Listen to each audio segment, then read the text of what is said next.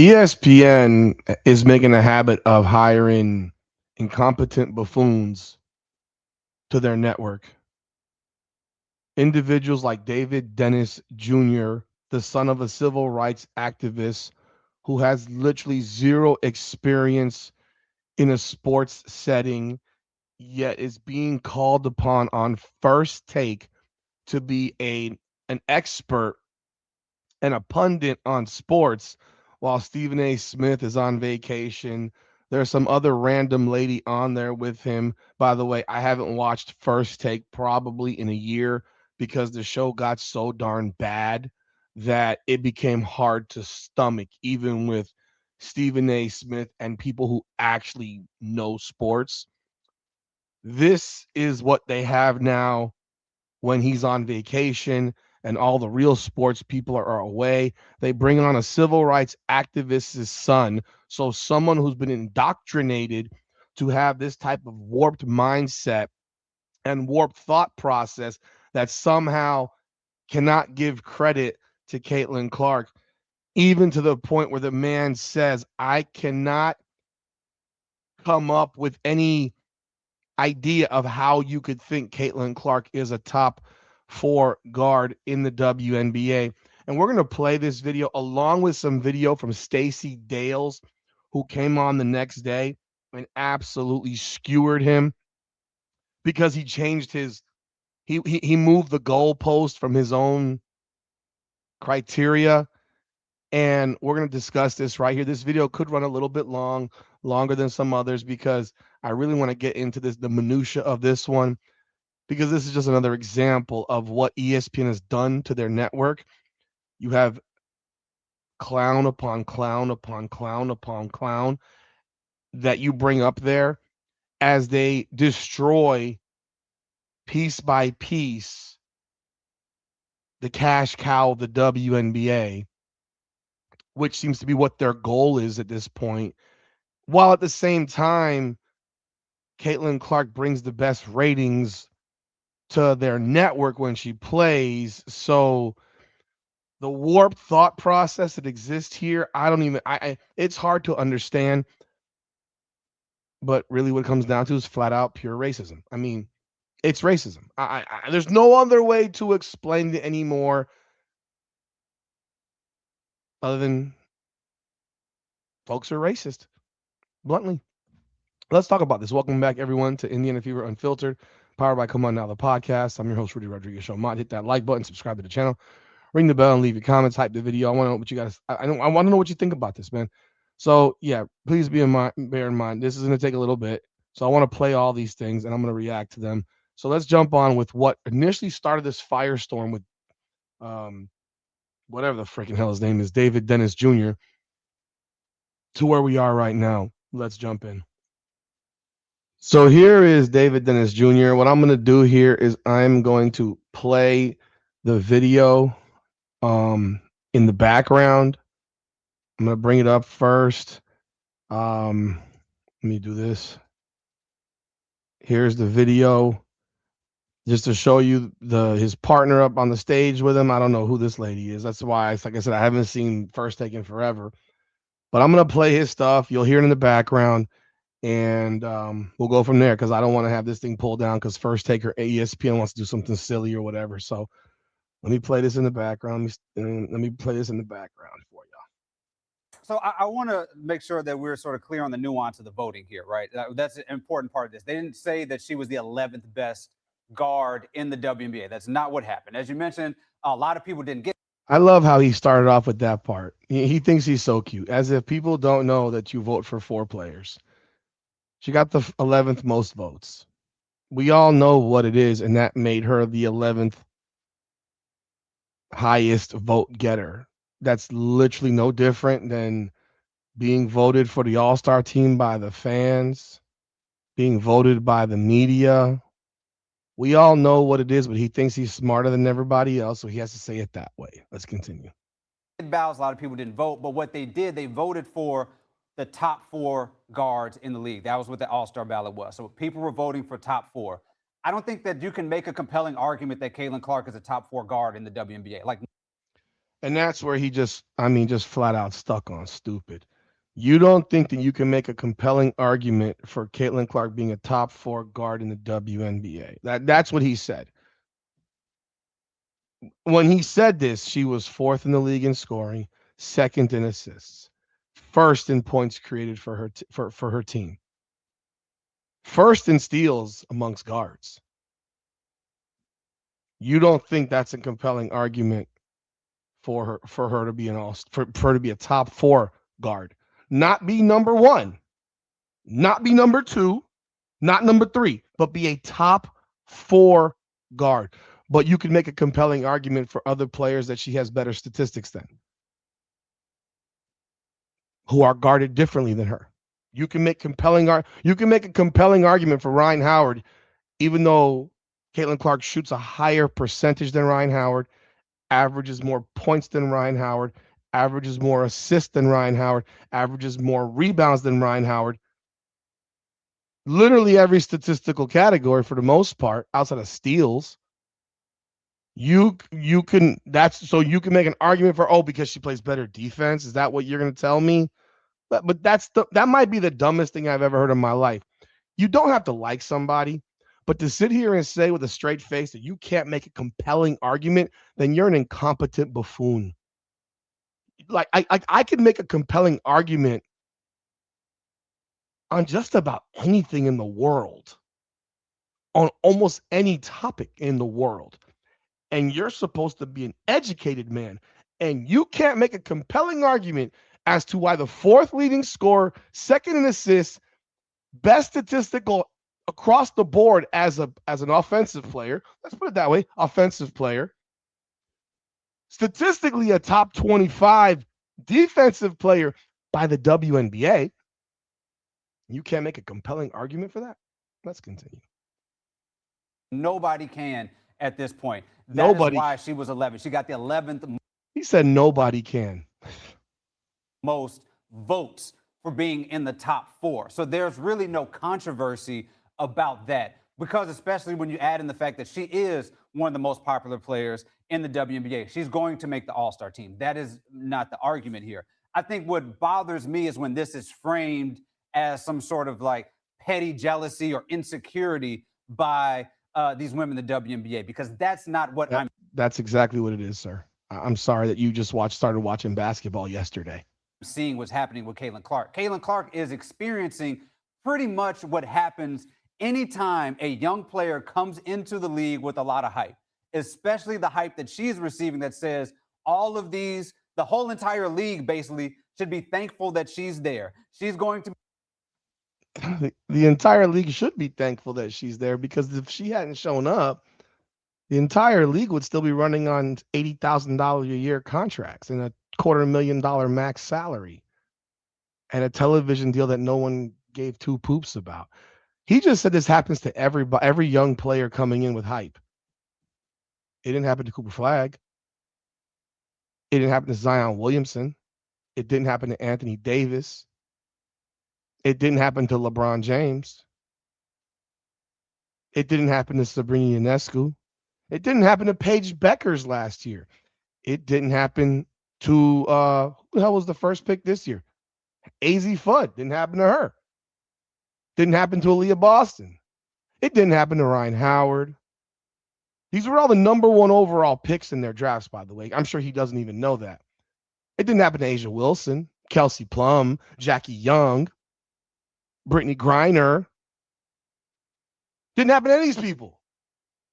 But in his mind, Candace Parker, it didn't happen to these people. But in his mind, this is normal for people to go out of their way to try to take folk out on the court, and then in a player vote say, oh, you're not an all-star. You're not that good. But at the same time, guarding her all over the floor, differently than they guard anybody else. And that's what he's standing on. Let's continue. Be the best player that you've ever seen. Whenever this happens in any league, in any sport, in any gender, there is backlash to that, because there are players. Again, that's not true. Aaron Judge didn't get backlash. Shohei Ohtani didn't get backlash. I'm going to baseball now.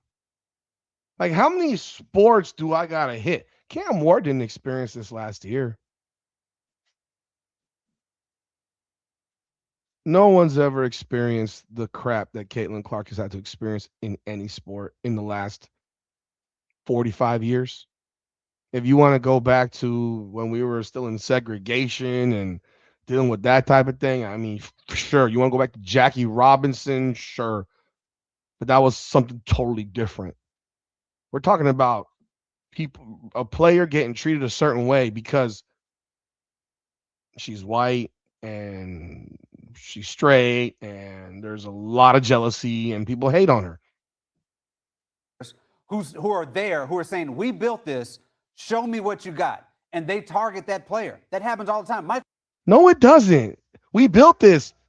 First of all, my guy, David Dennis Jr., you built what? A shithole league that hasn't had anyone watch it for a quarter century? So you built a shithole league that hasn't averaged 200,000 fans watching games before she got there for a quarter of a century. There was a 5-year period where the WNBA was good in the beginning and a large gap where the WNBA was complete and utter trash and nobody watched it. Teams were being cut constantly, going out of business, dissolved.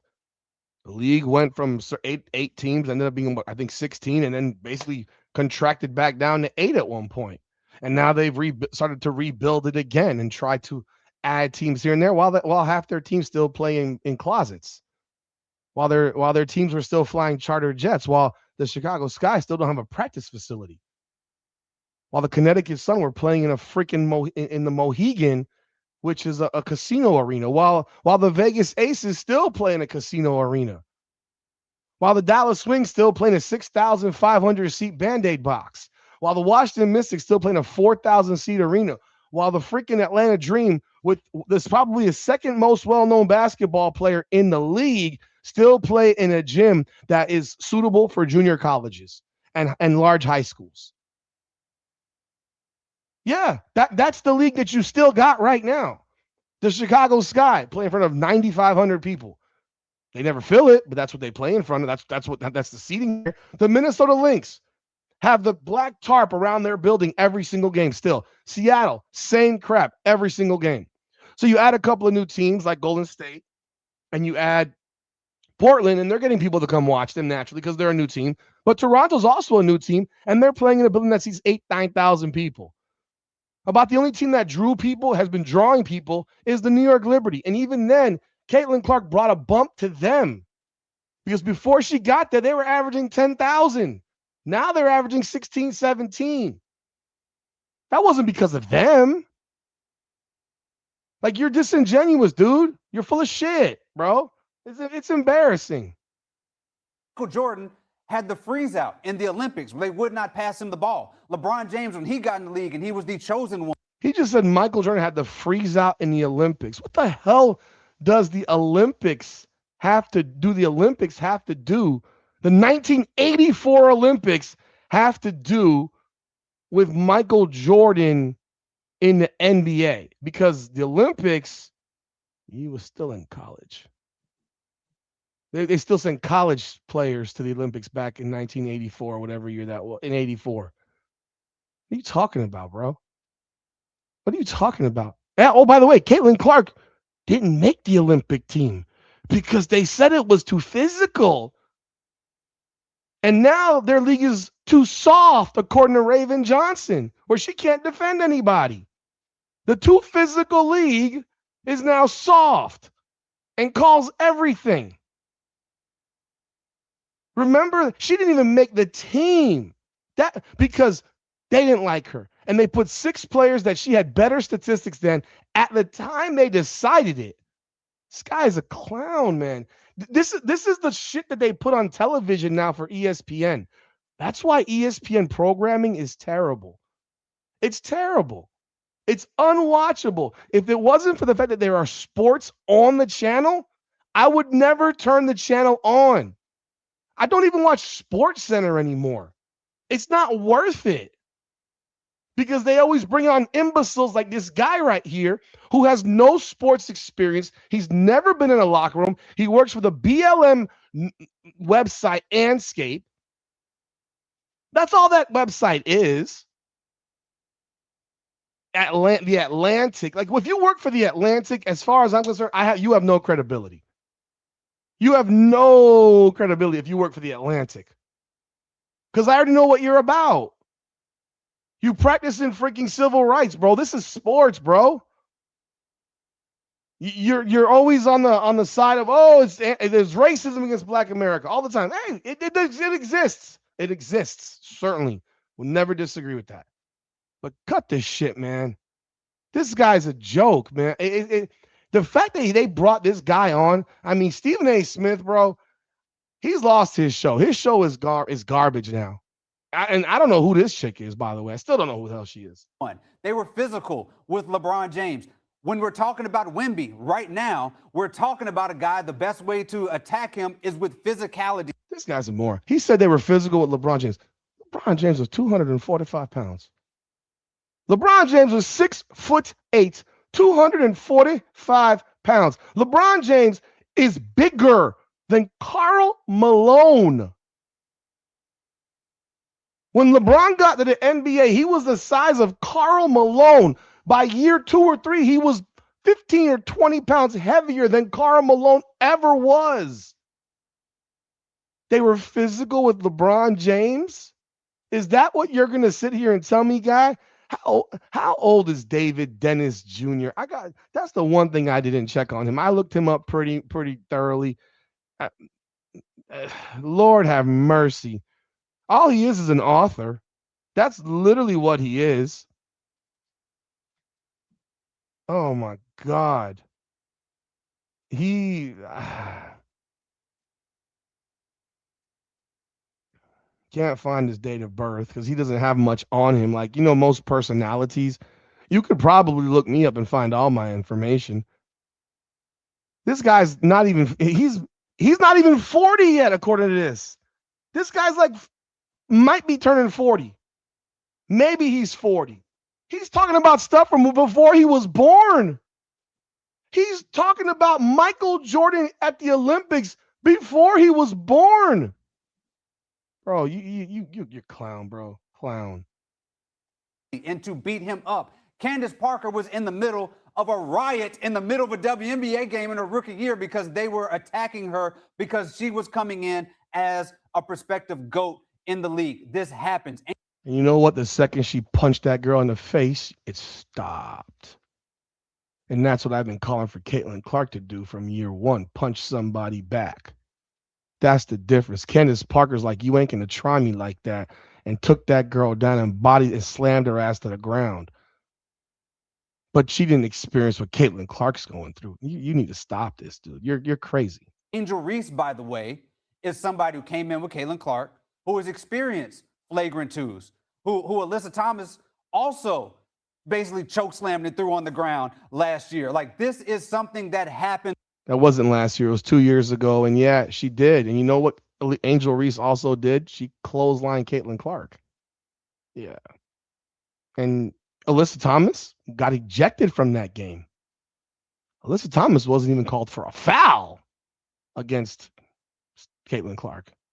Across sports. And Caitlin Clark, to her credit, is not somebody who is going out there and begging for something to be done. When this play happened, she got up and ran back to the other side of the court because Caitlin Clark just wants to play basketball. He's lying. She immediately looked to her. When she got up, the backside ref was next to her, and she literally was talking right to the ref, and she ran back on defense. So he's lying. He don't even know what's going on. He needs to rewatch it. He probably never watched the game. She doesn't want congressional hearings about her being fouled. That I would agree with. That's the one thing I would agree with. She doesn't want you to call in the National Guard when there is a foul on her. She wants to play basketball. She wants to deal with the physicality. She just wants it called correctly. And the WNBA has. Oh, wow. She just wants it called correctly. Oh, wow. Wow. That's the second truthful thing you said there. Okay. That's all we've ever asked for, was that it's called correctly. As a referee problem where they're not calling these across the board. But this is not some issue where she is a victim of anything. If anything, she is a victim of people using her and bad faith and using her to target these women when Caitlin Clark herself just wants to play basketball. All right. So let's get to the next one. That was David Dennis Jr.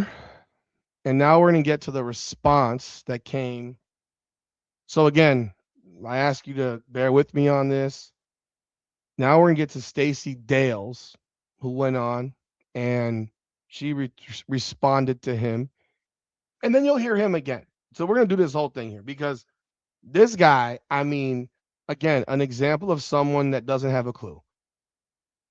Another person who doesn't have, it's amazing how they can constantly bring person after person after person, and literally none of them support Caitlin Clark in any which way. They all have a problem with something that she does. All of them. It's unreal. Whether it's Chinya Gumake, whether it's Drea Carter, whether it's Monica McNutt, whether it's this dude here.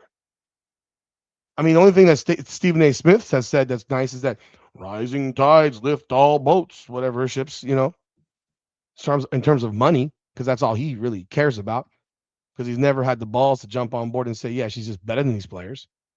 Now, this second video is Stacey Dales. And if you don't know who Stacey Dales is, Stacey Dales actually has a background in basketball. Unlike David Dennis Jr., who has a background in nothing, she has a background in basketball. So just to educate you about Stacey Dales, a Canadian-American former basketball player drafted as the number 3 pick overall in the 2002 WNBA draft by the Washington Mystics. She played 02, 03, 04, 05, 06, 07. 6 years in the WNBA. She was a WNBA All-Star in 2002. She was a women's basketball academic All-American in 2002. She was a first-team All-American in college in 2001 and 2002. She played at Oklahoma. 2-time Kodak All-American, 2-time Big 12 Player of the Year, the Big 12 Tournament Most Outstanding Player, 2-time First-Team All Big 12, 2001 and 2002. So this is a former professional basketball player and someone who actually has a whole lot more credibility in this conversation than even I do, quite frankly. She's played in the WNBA. She was a top shelf pick in the WNBA. And she is now a reporter in the She's a reporter now. She does reporting, I believe. I'm seeing here somewhere. Television. She was a reporter for a number of years. Don't know what she's doing right now specifically, but she was a reporter for a number of years. So let's get Stacey Dales on here and listen to what she has to say. Again, I'm going to play it in the background, but that's Stacey Dales on the far left. You can see the same crew right here. And David Dennis Jr. has a different outfit, so it was the next day. And the same lady in the middle. And here we go. We can go check this thing out now.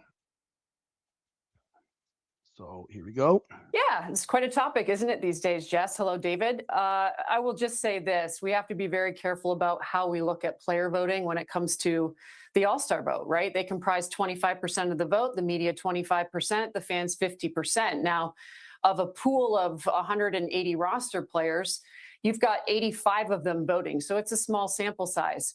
So you have players, for instance, guys that are voting for, hey, my teammate, my buddy, I can vote for my entire roster, the team I play on. But I do think you certainly have a pool of players who take this thing seriously. And while some may not take it seriously, it is a small sample size. You see 11th with Caitlin Clark, and it is insulting. It is preposterous to consider she would be even deemed worthy of or unworthy of being in a conversation of the 11th best guard in the WNBA. And frankly, to further the discourse, to consider the fact that some believe that she's not even worthy of being in the top 4 or being a starter amongst these all-star players is to me foolishness. Oh, damn. Not be considered amongst the top 4. Remember, this was him yesterday saying that you couldn't come up with a real compelling argument to even put her in the top 4. She just called David Dennis Jr. a fool on ESPN. Thank you, Stacey Dales, for telling the truth about people like this. If you don't want to call her number 1, that's fine. Don't call her number 1.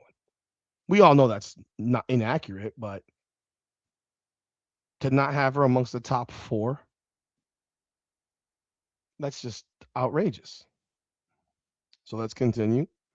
Because you have to look at the basketball. You have to break down the tape. But it tells me, are you watching the entire game? There's a lot of great players in this league. I could talk to you guys for hours about them. Caitlin Clark is exceptional. She is. Let me show you the faces of these two while they're listening. They look so upset. I mean, Lord, look at the one in the middle. She's like, oh my God, I can't stand this. Someone needed to remind her to fix her face. Extraordinary. She is elite. She is incredibly difficult to defend. She plays on extraordinary angles, both with and without the basketball. And guess what? David Dennis Jr. wouldn't even understand that. Playing off of extraordinary angles with and without the basketball. He wouldn't even understand what that means. He wouldn't even get that concept. Has he coached? Has he played? Beyond at the park? I mean, because you could tell he doesn't look like a guy who actually played real sports. And she is very unpredictable, I would tell you, defensively. Her ability to consistently hit anywhere from a 25 to a 30-foot jump shot from behind the arc, which is roughly 22 and change, is consistent. And even when she's out there and she's, getting all this defensive attention, in her face attention, she still has to use that gather step to create space. And she still makes those shots. And what's really challenging, I would say to you guys from watching it, is she's hard to blitz. She's hard to double team. She's as good a passer as she is a scorer. And so it makes her a menace to defend. And that's why you see a lot of the contact. That's why, frankly, I mean, egos come into play. You ain't getting got by Caitlin Clark when you step in between those lines. And it makes her also very difficult to officiate. So there's a lot of layers to this. This is a damn good basketball player. Yeah, it's quite a topic, isn't it? All right. So now I'm going to move on to the next clip. Like I said, I got a few of them. We're going to move on. But you heard what she had to say. She said, this is a damn good basketball player. And to not have her among the top 4 is foolish. It's foolish. The egos are in play. There's personal vendettas. There's jealousy on top of that. But this is just another example. So now we're going to go on to this next clip. Like I said, bear with me. And I'm probably going to break this thing up into 3 videos on top of that. But let's take a look at the next clip right here. So here is the final video. And as you can see, they're still on the screen. And now David Dennis Jr. responds to Stacey Dales. Again, reminder, Stacey Dales played in WNBA, was a 3rd overall pick in the 2002 draft for the Washington Mystics, played 6 years in WNBA, 2-time All-American, first-team All-American at Oklahoma. She's been there. She's done that. And this is David Dennis Jr.'s response to her. And you're going to listen. Pay very close attention as he adjusts his argument after she called him a fool. I mean, she called him a fool, basically, because she said anyone who says that she's not a top 4 guard is foolish. He said that he couldn't come up with a compelling argument for that. So she called him a fool. I'm sure he's probably in his feelings. So now he's adjusting himself to what she said because she's the one with the playing experience. He's the one with the civil rights activist being an author experience, which is a lot of experience in basketball, apparently. Very difficult to officiate. So there's a lot of layers to this. This is a damn good basketball player.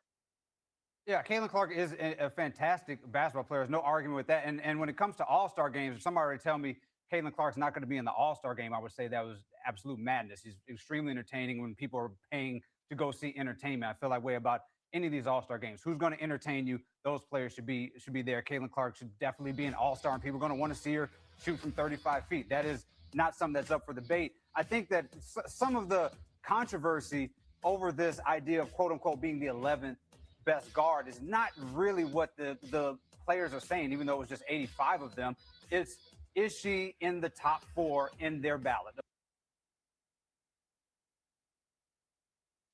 He's going back there again. He's going back there again. Oh my God. Of guards, not even just best players, it's players who are having the best season right now. And you're talking about top 4. And for me, off the top of my head, when you're talking about, is she having a better season than Paige Beckers? No. Olivia Miles? Yes. No. Marina? Yes. Yes. Mabry, who is leading her team, of an expansion team, to the playoffs? No, when you haven't even gotten. Did he just say Marina Mabry is having a better season than Caitlin Clark? Into the guards in Atlanta, or even Kelsey. The guards in Atlanta. We can go through this, baby. Don't worry, David Dennis Jr. I can go through these. The guards in Atlanta. Let's continue. Mitchell, who is arguably playing better, having a better season than Caitlin Clark on the same team right now. Really? Is she? Are you sure? I mean, why would you say that? You've watched all their games? Kelsey Mitchell averages how many rebounds? How many assists? They average the same amount. They average is pretty much the same amount of points. So how many rebounds and how many assists per game does Kelsey Mitchell average? Okay, I got you. And when you're talking about these different things about a season and what kind of season you're having, and these other stars, we have to look at some of Caitlin Clark's the things that are tacked against her. Of course, she is an incredible scorer. She is going to be the top, near the top in scoring, near the top assists on any given season. But you have to acknowledge also that there is a turnover problem. She has one more turnover than second place. She has 4.5 turnovers. Shut the fuck up. See, this is where they always go. This is where they always go. A turnover problem. A turnover problem. I got you. This is the part and parcel for every argument. Olivia Miles is averaging 4.5 turnovers a game her last 8 games. When people started guarding her a little bit differently, she's averaging 4.5 turnovers for the last 8 games. I know he ain't noticed that. Other players are averaging the average turnover per ball handling for usage she's not the highest. Trust me. I've done a video on it. Turnovers basically on the season. She's just kind of getting above 40% from the field. The step back. She's just getting above 40%. She's shooting 43% from the field. She was as of the time that you said this. She was shooting 43% from the floor when you said this, but you just told me about the Atlanta guards. Okay? Yeah. You just talked about the Atlanta guards again. So, okay. 3 is at about 30%, so she's not nailing those the same level. I know she's ailing with the back and trying to play through that. But then there's also the defense. There's a net negative on defense from her, and when teams are trying to win the games, they're targeting her defensively. So these things come into play. This guy doesn't watch basketball. He doesn't understand basketball. They're targeting her. Okay. I watched Kelsey Mitchell get blown by 6 times last night, one-on-one matchups. Blown by. Like she wasn't even there. Like she was a parking curb. Like she was a meter. A parked car. Blown right by. There's 3 good defensive guards in the WNBA. I've said it over and over again. 3 good defensive guards. Ryan Howard, Jordan Canada, and Jackie Young. Those are only 3 good defensive guards in the WNBA. The rest of them stink. He doesn't watch enough women's basketball to know that. Marina Mabry doesn't guard anybody. She's terrible defensively. Paige Beckers is terrible defense. Sabrina, terrible. Terrible. Bad defense. Kelsey Plum, terrible defensively. Olivia Miles is not good defensively. He keeps moving the goalpost. When we're talking about top 4 guards and we're talking about those sort of high-end levels, Caitlin Clark is a fantastic player, but I would put her sort of in that second tier of guards behind the people that I've named. And we haven't even mentioned Plum and some of these other guys. Like, she is a great player, but there are some things that have to be in consideration. We're talking about her being in the top 4 of the guards across.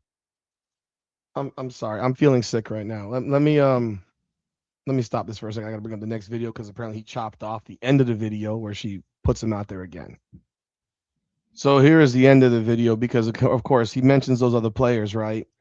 And then he goes in this direction. He talks about stat accumulation. That's the best part, right? Let's listen. But also you have to wonder when you're talking about her if these things are going to, these stat accumulations are going to translate to winning, which is the same question that has been had about Trae Young. When you look at her, the team is about 500 when she's there. They're 4-0 without her.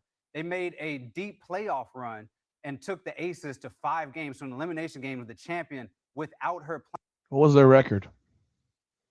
This guy's a clown. Yes, this year they're 4-0 without her. Yeah, they are. This year they're 4-0 without her. Yes, and if you've been watching the games, you see them play differently on offense and defense. You see them play with much more effort on both sides of the ball because when she's playing, they're waiting for her to save them. See, if you were actually a nuanced person in basketball, just like when you've seen the Lakers win without LeBron or the Cavs would win games without LeBron James, it happens all the time. Teams win without their star player all the time in the regular season in games that largely don't matter. They matter to an extent, but they don't matter. There's not the same significance for a random Tuesday night game or Thursday night game over a playoff game, right? So if they were so good, why didn't they go to the finals? Why didn't they win the championship? But he mentioned that they're 4-0 without her this year and said they went to the playoffs last year. But last year without her, they were 16-15. They were 8-5 when she played, but when she didn't play, they were 16-15. They were markedly better without her by winning percentage with her. They were markedly better winning percentage-wise with her than without her. See, he left that part out. He's only talking about the playoffs now. He's also ignoring the fact that it was a completely different team than the one that started the season. Sydney Colson wasn't on that team anymore, pretty much. All these players who got hurt, they brought in people to fill in. Odyssey Sims played great. Why wasn't Odyssey Sims on that team when the season started? Why wasn't Odyssey Sims the original backup point guard to Caitlin Clark? Aaron McDonald came on board and played well. He forgot that part. They brought in other players. See, he's ignored that. He doesn't like the full detail. He don't want to give he doesn't want to give the full details of it. And let's be real. If you watch the first series versus Atlanta, Atlanta was the better team. Everyone expected Atlanta to win that series. But that's the problem in the WNBA. It's a 3-game series rather than at least a 5-game, preferably a 7-game series, which is when you really find out who the better team is. Because when you go over 7 games, the first team that wins 4, you have attrition, you have all these things that come into play in 7-game series. Whereas in a best of 3, well, it takes one bad game from Alicia Gray in game 3 and Indiana wins. See, that's what he ignores because everyone thought Atlanta was better. Everyone expected Atlanta to win that series. And you could even see the Aces not take them completely seriously. And where was Kelsey Mitchell in game 5? She got hurt. They almost won that game 5 without Kelsey Mitchell as well. So now would that have been an indictment against Kelsey Mitchell? Because that game went to overtime. See, he forgot that part too. He also forgot the part that Kelsey Mitchell, before Caitlin Clark showed up, had a winning record of 49 and 149. See, these are the things that he's omitting. 49 and 149. That was their record with Kelsey Mitchell prior to the arrival of Caitlin Clark. Again, omission. I can accept the things that Caitlin Clark does wrong. I'm fully aware of what she does wrong. I'm the most objective critic of Caitlin Clark when it comes down to criticizing Caitlin Clark. Everybody else wants to glaze her, massage her. I don't do that. But these folks like him, they go the complete opposite. Oh, she's just not that good. They bring up turnovers. James Harden averaged 5.7 turnovers and finished second in the damn dub in the NBA in MVP voting. Russell Westbrook finished with 5.4 turnovers per game and won the MVP in the NBA. Don't give me the turnover number. The guy who's committed more turnovers than anybody in the history of the NBA is LeBron James. When you have the ball in your hand all the time, guess what? You're going to turn the ball over. And of course, there's a disingenuous nature of how the turnovers get called because there's plenty of years. There's a few years where LeBron had over 4 turnovers a game. But NBA players can also catch passes. He doesn't watch the WNBA, so he didn't watch how many times Caitlin Clark puts the ball on their hands and they drop it. Does she make mistakes? Absolutely. Absolutely. But there are plenty of passes she puts right here. They drop it. It goes out of bounds. It's a turnover on her because they never possessed the basketball. He leaves that out. See, objective observers put all that together. People like him, subjective viewers who have an agenda and a narrative to fill, they don't. And that's what has been happening constantly.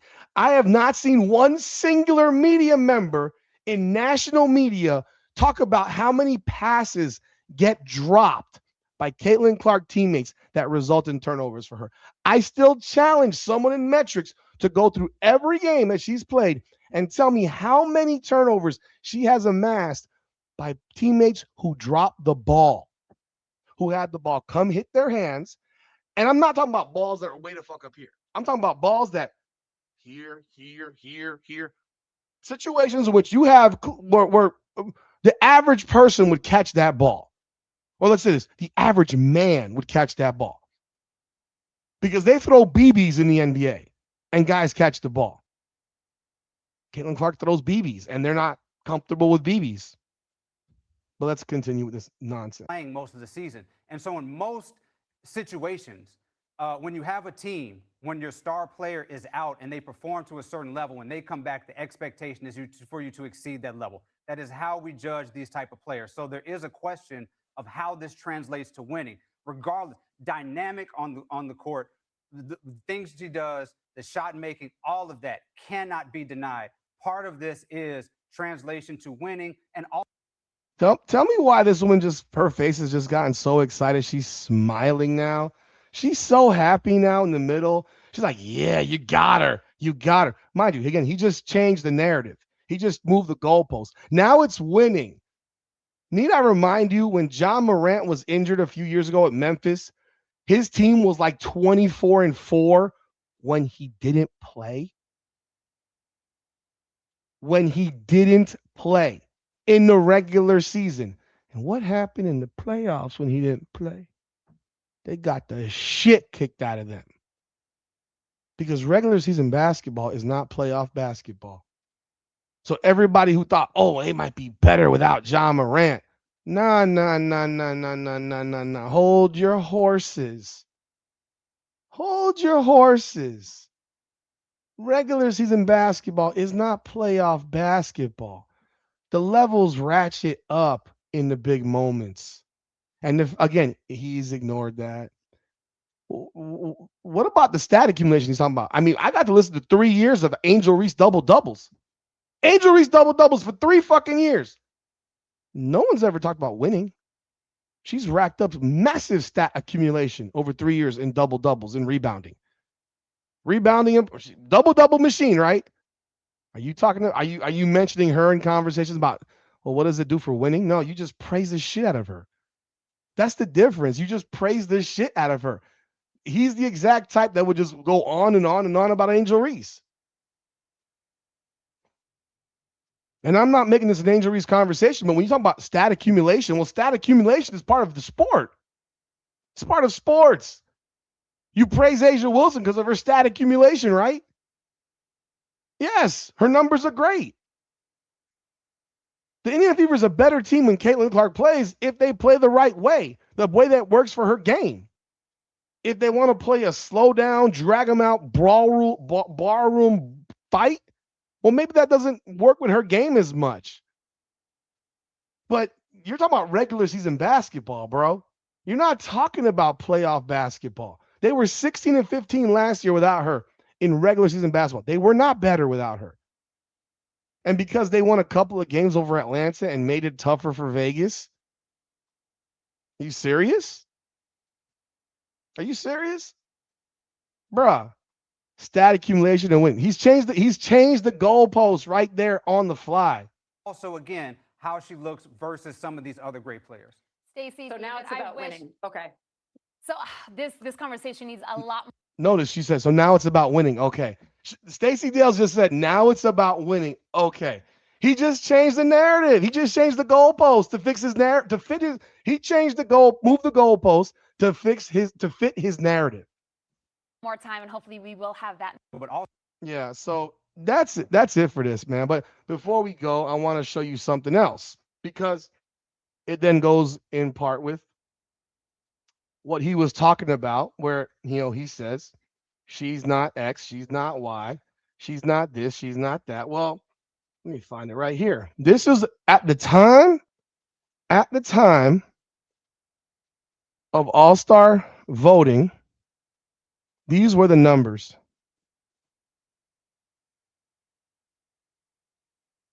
These were the numbers. So Caitlin Clark led all guards and assists by at least 1.8. She was third in scoring I'm sorry. Asia Wilson's a forward. I'm sorry, a center. So the four guards here. Caitlin Clark, Kelsey Plum, Paige Beckers, Olivia Miles. She was second in scoring behind Kelsey Plum. She led them in assists, 1.8 more than Plum, 2.3 more than Beckers, and 2.4 more than Miles. Rebounds. She led all the guards in rebounds. Okay? All of them. One more than Paige, 0.1 more than Miles, more than double Plum. Steals. Tied with Plum and Miles. More than Paige. Paige has less than one steal per game. Turnovers, she has the most turnovers. Assist to turnover ratio. Right now, I can tell you Olivia Miles' assist to turnover ratio has dropped. It's below, it's under Caitlin Clark's. I know that for a fact. It's not 1.93. Points, assisted, points and assists, points that are created by her, points and assists. Caitlin Clark creates 40.1 points. Kelsey Plum, Paige Beckers, Asia Wilson, Olivia Miles. These are the numbers. So this is a guy who first talks about she's not one of the top four, yet statistically she is easily one of the top four. She's got a stat line right now this season alone, that is something that's never been done in the history of the WNBA. And you heard Stacey Dales give him a piece and absolutely obliterate him. So this guy's a clown. He's another example of the ESPN crap. He's another example of the ESPN crap. It's embarrassing. It's pathetic. And quite honestly, this is why people don't watch ESPN anymore. It's an unwatchable brand. If it's not a football game on television or a basketball game or some sporting event, it's not something that you ever want to watch. Ever. But there you have it, another example of the ESPN embarrassment. It's a dumpster.